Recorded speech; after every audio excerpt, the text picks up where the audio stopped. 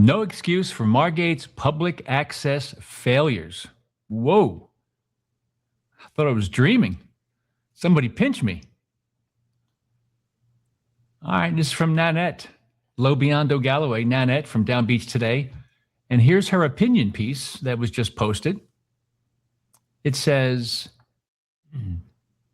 one of the promises made when the Michael Collins administration, Mayor Michael Collins, the mayor, when his administration was seated in May of 2023, it was to provide the public with access to government meetings live on Zoom, that online video platform that's very common, allows you to be anywhere in the world and watch your government at work with video. It's cheap. It works really well with a webcam, and you get to keep an eye on things. They're your tax dollars getting whacked up. Now, back to the article from Nanette here. Previously, the commission and planning board meetings were audio recorded and posted on the city's website within a few days. But residents wanted more. They clamored for a live online broadcasting platform such as Zoom, where they could weigh in on issues in real time. When business administrator Patrick Moran was hired as administrator in mid-2025, he was charged with getting the Zoom platform operational in the meeting room at 1 South Washington Avenue, across from Club Wa, the Wawa.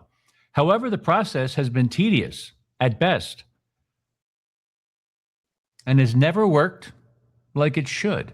Residents are still not able to provide public comment via the Zoom platform. Instead, they're being asked to notify the city by 3 p.m. on the day of the meeting if they have any questions or want to make a statement. What's up with that? Members of the public who attend the meetings in person have never heard one comment from a person attending online. You know, they're still running with that story. It's too dangerous. You don't know what people are going to do when they're live asking a question on Zoom or video. So here, as we continue with Nanette, we at Down Beach Today have a problem with that. Nice. We all have a problem with that. Maybe the press of Atlantic City will chime in.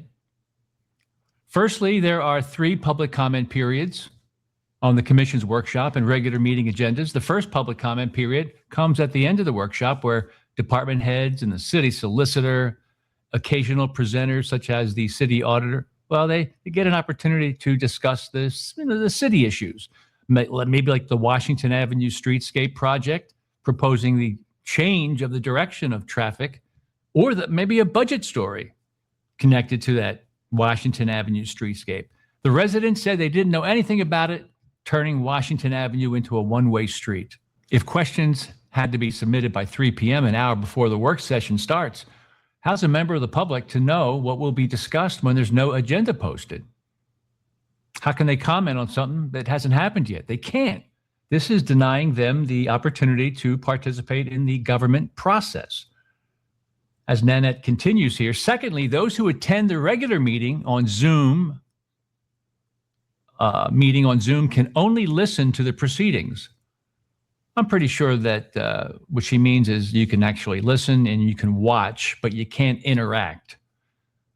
As she continues here, they can't ask questions or make statements unless they notify the city by 3 o'clock. Again, they're being denied the opportunity to participate in the government process. Margate has a really good system, and they're using just a small piece of it. Of course, they have to share it with the municipal court. That being said, they have to figure this thing out. So at one meeting before the 3 o'clock deadline was set, members who attended online were able to use the chat feature on Zoom. That sometimes it works, to ask a question or make a comment. Instead of reading out the question or comment for the public to hear, our good friend Pat Moran answered the question in the chat box privately. That's not a public comment, says Nanette. That's a private conversation. Whenever you hear anybody, like whether it's Moran or whether it's Kathy Horn up there on the dais in Margate, and they say, can we take it offline? Can we talk about it after the meeting? Call me anytime. That's your bullshit detector needs to go off, because they don't want to say things on the public record. And that's the whole idea behind a meeting. It has to be on the record. Otherwise, it's bullshit, the bullshit detector time. So Bear that in mind, Mr. Moran. Thank you very much. Over the last 2 meetings, audio was not broadcast live to the public at all. For the past couple of meetings, I noticed some of the microphones are just not working. Of course, I'm a conspiracy guy, and I'm thinking they sabotaged it so we can't listen to big decisions being made, but who knows? So over the last 2 meetings, audio was not broadcast live to the public at all. On May 21, Down Beach Today attempted to attend remotely due to a scheduling conflict, but the audio of the live broadcast didn't work. At Thursday's meeting, it happened again, with this time the city's technology consultant was in attendance. You want to watch that? This is incredibly awesome. Well, while we're waiting, I just wanted to mention the sound system issues that we've had and the issues that we're having with our computer. There was an unexpected use of our equipment the last time just before our meeting, which caused a lot of changes in all the settings, which was part of the problem that we had, or most of the problem that we had last meeting. And now today, I'm being told that we had Windows updates between the time that we checked the system and now, so that's also messing with some issues as we speak. So it's our IT person's here to working on it. And that's our IT person. That's our IT person. And now back to the story from Nanette. Apparently, the city has a bifurcated system, meaning it's cut in half, it's shared, that shares the cameras set up for the municipal court. The city clerk, Johanna, the most awesome city clerk of all time, she records the meeting on the desktop computer on the dais, that place where all the king and the commissioners are sitting. And another employee records the meeting on Zoom or for Zoom on a laptop. Both of them use a stationary camera mounted on the ceiling in the center of the room, which faces the dais and shows another view of the speakers approaching, those who are approaching the microphone, which is kind of cool. The 2 large monitors on either side of the room are not operational during the meeting, and no one can see who's attending online. So you spend a lot of money for this stuff. You got to use it. And it's not just for municipal court stuff. You got to document and share and allow your constituents, taxpayers, to see what the hell's going on. And so that they won't say, I didn't know about that. It's obvious that these small towns they could do better. Let's just say that. They can do better when it comes to public awareness and transparency. So Mr. Moran, Pat Moran, announced at the start of Thursday's meeting that the prior meeting's broadcast was interrupted because the system was unknowingly used earlier in the day, which affected the settings. He noted that the technology consultant was present and would ensure the meeting on Thursday was broadcast as it should. Well, when the meeting was ready to begin, city clerk Johanna Casey, awesome, superior city clerk, award-winning, I think, she announced that her computer was not working. It wasn't recording. Pat Moran, the business admin, also noted there was a Windows update, a software update between the time the system was checked earlier in the day and the time the meeting started, which also affected the settings. The Fluster Tech consultant worked for 15 minutes, crouched under the desk, checking connections, making a few phone calls to get the system working.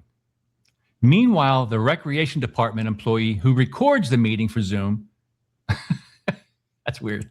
The recreation department employee who records the meeting for Zoom shook his head, face palm, shook his head, indicating his system was also not working properly.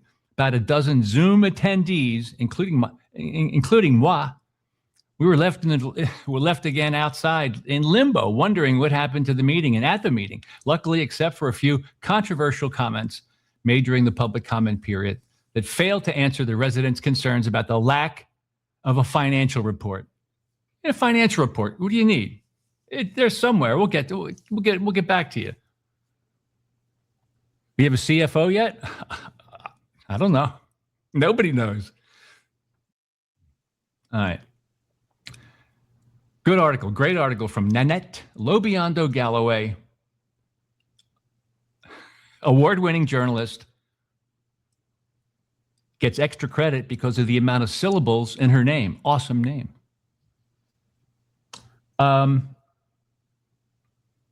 So it was a routine meeting, but didn't have the financial stuff that people were expecting, and it did provide that solicitor Scott Abbott the lawyer representing the city of Margate, protecting the mayor and the commission. It did reveal he has a brand new year-long contract paying him. He gets 95 grand, 95 large in a retainer, and then up to 80,000 more for any additional legal services he might undertake on behalf of the city at a rate of $200 per hour. Wow. It's a lot of ZD. That's a substantial issue the public should be made or should be able to question. Margate's no stranger to communicating with the public on things it thinks it's important, like it funds a $1,500 per month social media contract. That's a big no. What do?